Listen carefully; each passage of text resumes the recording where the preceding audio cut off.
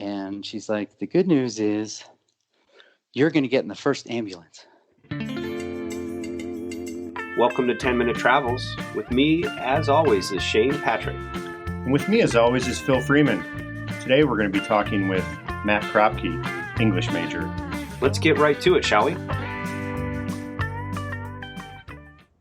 A lot of the folks that we talk to have an Alaska connection. Let's first start with how you got to Alaska and why you decided to come here.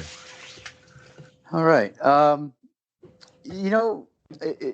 Thinking back, it reminds me of, the beginning of a lot of the romantic comedy movies where there's a guy, he loses his job, breaks up with the girlfriend, everything just falls apart. And that was me in Portland, Oregon. And at about the same time, I was talking to old friends from college that one of them had a house there. One was about to drive the Alcan, and just sort of came together that I would go up to Alaska and check it out and stay for a summer, see what I thought. And then, once I think I got there, maybe the next day I got a job at the hotel, probably met you guys the following day. And then, after being there for the summer, people are like, well, you got to stay for the ski season. This is a ski resort and all. So that happened. And then it sort of rolled through. And then I ended up there for probably 17 years all told. Right. Yeah. Stay for the ski season and wife, house, children. Yeah. Then summer comes back around. It's one long summer. Yeah. Yep. And so I remember you worked, you did food service stuff. You worked at Seven Glaciers, the fancy mountaintop dining at the resort. Did you do other jobs at the resort, like on the ski side, or did you always do food service? Let's see. So my first job was, I think, busboy at the pond. And then from there, it just once you stay on through a season or two, I bounced around, I did room service for a gig. I bartended a little bit. I did started waiting tables, and then worked at Seven Glaciers as well. But it was all food service for Alyeska while I was there. And you left Alaska in a professional capacity. You've spent your career in the nonprofit area, right? Right. So, I started working in nonprofits in Anchorage a long time ago. I saw an ad in the paper for a program manager for Kids Cafe, which was a food program for kids that needed food in Anchorage, and then stayed working in that field. And then with the homeless population at Beans Cafe, I ran Safe Harbor transitional housing for a while. And then started working in the development of affordable housing, which is what I'm doing now here. I work for a nonprofit corporation, and we build affordable housing developments in Berkshire County, Massachusetts. Berkshire County, Massachusetts. That's where is that from Boston? Directly west, 2 hours. So it's pretty rural area. It's there's got small ski areas. It's got a lot of outdoors and hiking and stuff. And then it's a big summertime cultural thing for it's the summer home of Boston Symphony Orchestra and a lot of local theaters, that kind of stuff.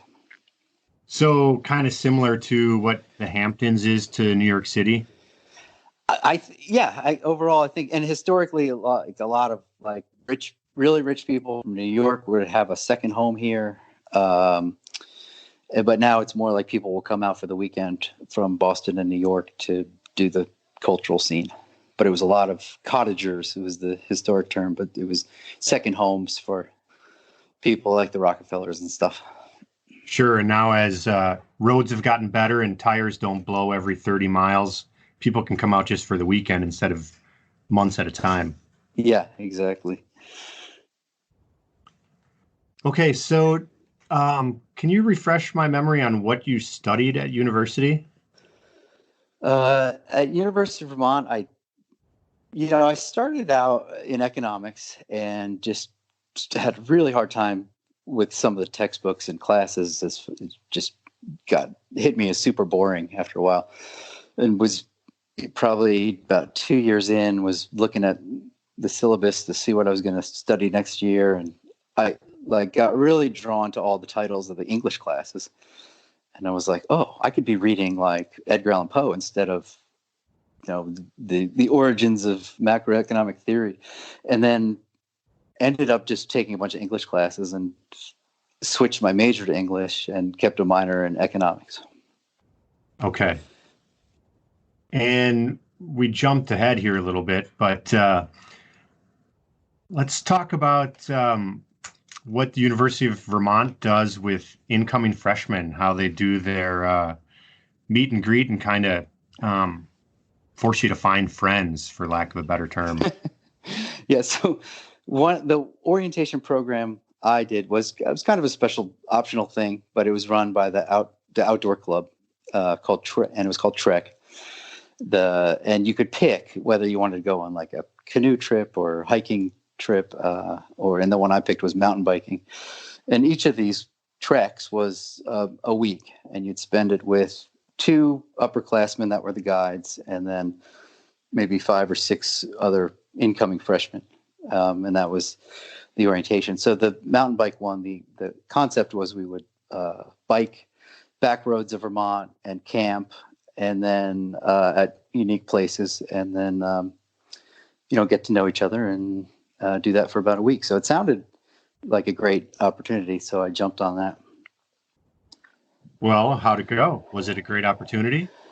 Well, the first day was wonderful. Great biking the back roads of Vermont, and really nice group of people. And we camped at this quarry, which was just gorgeous, and had a rope swing, and we were having the time of our lives. And then we got up the next morning and biked, and a friend of mine and I were a little bit ahead of the group, so we decided to stop and let everyone catch up. And we were just picked like a random front yard.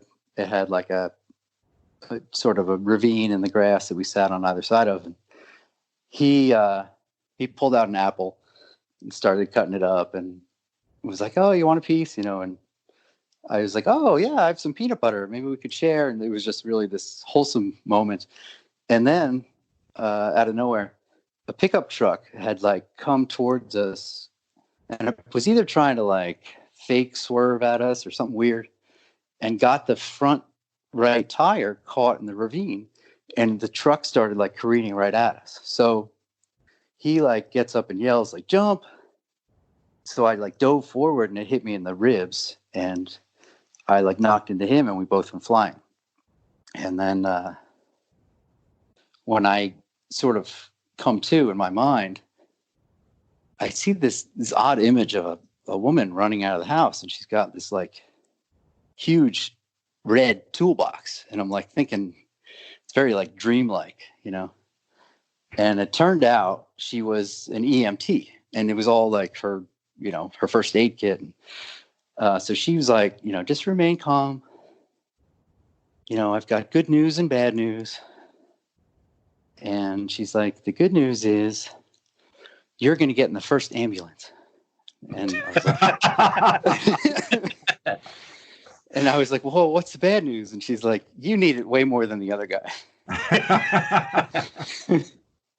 So I'm like, oh, okay. And, then I started getting really short of breath, and I have like a history of asthma attacks as a child. So it was really nerve-wracking experience. Get carted off in the ambulance and head towards the hospital. Just seemed like forever. Right. And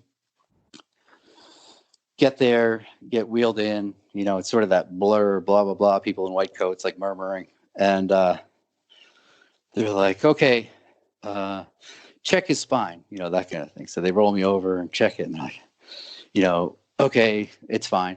Then I was like, oh, I'm super relieved. I'm like, oh, great. What could happen? What could happen now? Like, okay, now check his brain. I was like, dope. They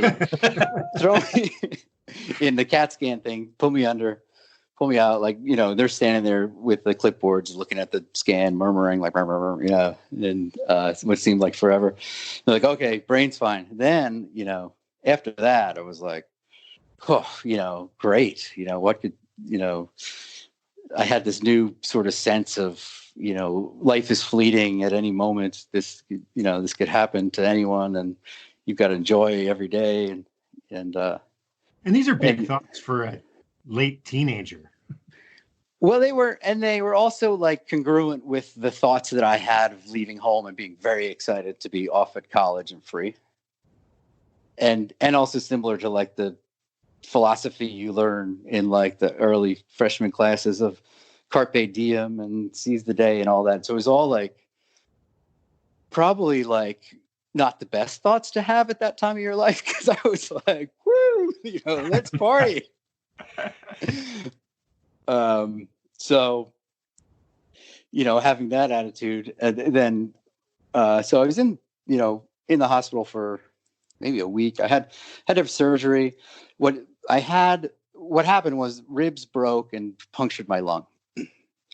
And they had to do exploratory surgery to make sure nothing else happened. So, but all of that stuff heals itself. So I was in there for, about a week, I guess. And then, showed up at my dorm and all, I was the guy that got hit by the truck. That's what I was known as for the first at least couple weeks of college. Right. So freshman year, no one knows anyone, but everyone kind of knows you. Because it's I'm sure everyone heard about it. Right. Yeah. So yeah, I was the guy that got hit by the truck worse than the other guy. That was Matt Kropke, English major. If you want to learn more about Matt or anything else we do at 10 Minute Travels, please check out 10minutetravels.com. We would like to woefully remind you to make sure that your sense of humor matches your sense of adventure.